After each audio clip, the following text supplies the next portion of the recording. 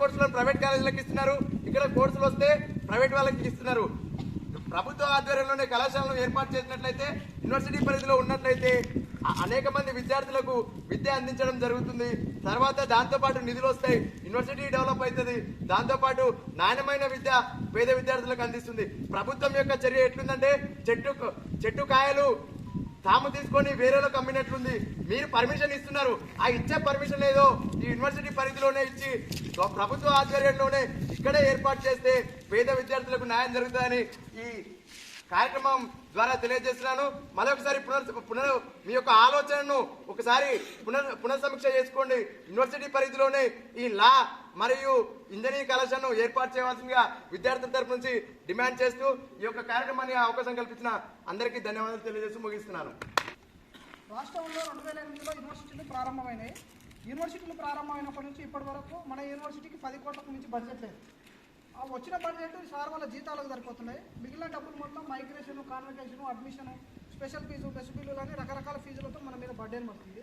ఒకవైపు budget పెంచమంటే budget పెంచట్లేదు. ఉమ్మడి మహబూబ్నగర్ జిల్లా 5 జిల్లాలతో కూడుకున్నది. ఈ 5 జిల్లాల్లో ఎక్కడ కూడా ప్రొఫెషనల్ కోర్సులు లేవు, ఎక్కడ ఇంజనీరింగ్ కళాశాల లేదు, ఎక్కడ లా కళాశాల లేదు. దీని ద్వారా ఏంటంటే మన ఉమ్మడి జిల్లాకు సంబంధించినటువంటి విద్యార్థులు దూర ప్రాంతాలకు వెళ్ళి చదువుకోవడానికి ఇబ్బంది పడుతూ ఉన్నారు. ఇక్కడ ఒక JNTH పరిధిలో ఒక ఇంజనీరింగ్ కళాశాల ప్రారంభమైంది. ఆ JNTH పరిధిలో ఉన్నటువంటి ఇంజనీరింగ్ కళాశాల అది కూడా బయట పాలిటెక్నిక్ కళాశాల దగ్గర పెడుతున్నాం. అంటే దాని ద్వారా ఏంటంటే ఉన్నటువంటి విశ్వవిద్యాలయాన్ని దెబ్బతీయాలనేటువంటి ఒక కుట్ర జరుగుతుంది. అంటే ఉన్నటువంటి కళాశాల కోర్సులు మొత్తాన్ని క్రమేపీ ఎత్తివేయడం ద్వారా ఇక్కడ విద్యార్థులు జాయిన్ కావట్లేదు, కోర్సులు లేవు అవైలబుల్గా. కాబట్టి మేము విశ్వవిద్యాలయాన్ని ఎత్తేస్తాం అన్నటువంటి ప్రయత్నానికి ప్రభుత్వం తెరలేపుతుంది.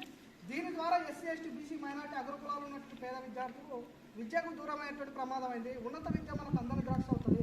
కాబట్టి మనం ఏం చెప్తున్నాం అంటే ఉమ్మడి మహబూబ్నగర్ జిల్లాలో లా కళాశాల రాలేదు. లా కళాశాల వచ్చినటువంటి కళాశాల ఇక్కడ డిపార్ట్మెంట్ లేకుండా, ఇక్కడ డీన్ లేకుండా, ఇక్కడ కోర్సు లేకుండా, బిల్డింగ్ లేకుండా అఫిలియేషన్ వనపర్తికి ఇచ్చిండ్రు. దీని ద్వారా వనపర్తిలో ప్రైవేట్ కళాశాలకు విద్యార్థులు వెళ్తుంటూ అదనంగా ఒక విద్యార్థికి ఒక సంవత్సరం 30-40 వేల రూపాయలు బడ్జెట్ పడుతుంది. ఆ విశ్వవిద్యాలయాన్ని అఫిలియేషన్ వనపర్తిలో ఇచ్చే బదులు విశ్వవిద్యాలయాన్ని ఏర్పాటు చేయమని మనం అడుగుతున్నాం. ఇది న్యాయమైన డిమాండా కాదా? ఇంజనీరింగ్ కళాశాల JNTH పరిధిలో రావడం అంటే అఫిలియేషన్ ఇప్పుడు మనం చదువుకున్నటువంటి డిగ్రీ కాలేజీలు మొత్తం ఉంటాయి. ఆ కాలేజీలకు మన యూనివర్సిటీ గుర్తింపిస్తుంది. ఇప్పుడు ఇక్కడ మహబూబ్నగర్లో ఉన్నటువంటి కాలేజీ JNTH కింద ఉన్నటువంటి ఇంజనీరింగ్ కాలేజీ, ఇక్కడ పక్కన ఉన్నది కదా మనకి NTR, MAS చుట్టుముట్టు కాలేజీలు ఉన్నాయి కదా. ఈ కాలేజీలు అన్నీ ఎవరి కింద పనిచేస్తాయి? మన కింద పనిచేస్తాయి కదా. ఇక్కడ ఉన్నటువంటి ఇంజనీరింగ్ కళాశాల హైదరాబాద్లో JNTH కింద పరిధిలో పనిచేస్తుంది. అంటే మన యూనివర్సిటీలో ఎటువంటి ఇన్ఫ్రాస్ట్రక్చర్ కానీ, ఎటువంటి డిపార్ట్మెంట్ కానీ, మౌలిక వసతులు రకరకాలైనటువంటి కల్పించకుండా ఇంజనీరింగ్ కళాశాలను తీసుకురావడానికి మన యూనివర్సిటీని అవమానించడమే మనం భావించాలి. కనుక ఇంజనీరింగ్ కళాశాల JNTH పరిధిలో పాలిటెక్నిక్ కళాశాల కాదు, యూనివర్సిటీలో ఏర్పాటు చేయాలి. అది కూడా పాలమూరు యూనివర్సిటీ పరిధిలోనే ఏర్పాటు చేయాలి. తద్వారా మా తమ్ముళ్ళు, మా చెల్లెళ్ళు ఎంతోమంది ఇంజనీరింగ్ విద్య, లా విద్యను అందుకోవడానికి అవకాశం ఉంటుంది. ఎంతోమంది లాయర్లు, ఇంజనీర్లు, జడ్జీలు కావడానికి అవకాశం ఉంటుంది. అందుకోసం పాలమూరు యూనివర్సిటీ వేదిక కావాలి తప్ప ఇంకోటి కాదని చెప్పేసి కోరుతూ, ఈ జిల్లా నుంచే ముఖ్యమంత్రి ఉన్నారు, ఈ జిల్లా నుంచే మంత్రులు ఉన్నారు. నెక్స్ట్ మంత్ ఈ జిల్లాకు మన యూనివర్సిటీకి ముఖ్యమంత్రి గారు వచ్చేటువంటి అవకాశం ఉన్నది. ఈ క్రమంలో మేము విజ్ఞప్తి చేస్తున్నాం. ప్రభుత్వాన్ని మేము కోరి ప్రభుత్వాన్ని మార్చుకున్నాం. ఈ క్రమంలో మా విద్యార్థులకు ఒకవైపు స్కాలర్షిప్లు, రియంబర్స్మెంట్, రకరకాల సమస్యలు ఒకవైపు ఉంటే, ఇంకోవైపు కోర్సులు సెల్ఫ్ ఫైనాన్స్ పేరు ఇవన్నీ పెడుతున్నారు. దీని ద్వారా మనకు నష్టం అవుతుంది.